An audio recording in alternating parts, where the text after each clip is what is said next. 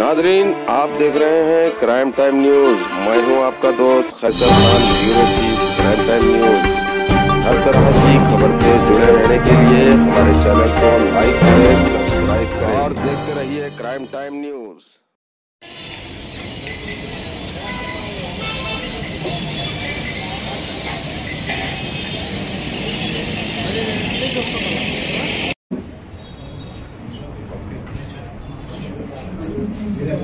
Data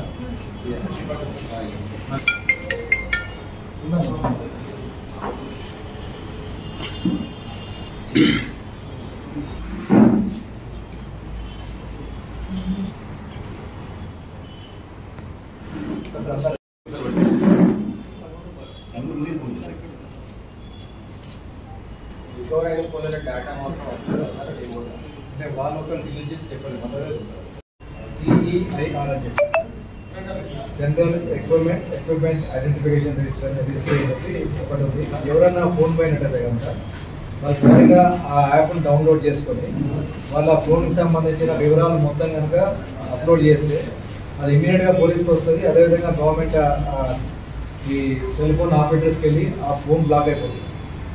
అంతకుముందు ఏంటంటే జనరల్గా ఫోన్ ఎత్తుకెళ్ళినా కూడా ఆ ఫోన్ అనుకుందామో లేదా వాడుకుందామో ఆలోచన ఉంటుంది. ఇప్పుడు వచ్చిన కొత్త టెక్నాలజీ వల్ల ఆ ఫోన్ ఏ సెల్ ఫోన్ ఆపరేటర్ దగ్గర పనిచేయదు. ఒకసారి మా సెల్ ఫోన్ పోయిందని మీరు అప్లోడ్ చేసేస్తే ఇమీడియట్గా ఆ ఫోన్ బ్లాక్ అయిపోతుంది. దాన్ని ఎవరు కూడా వాడడానికి లేదు. సో అది వాడకుండా వాళ్ళకి ఏం చేసుకుంటారు అంటే ఒకసారి దొంగలకి ఇట్లా పోయిన ఫోన్ బ్లాక్ చేస్తారంటే వాళ్ళు దొంగతనం పనిచేస్తారు.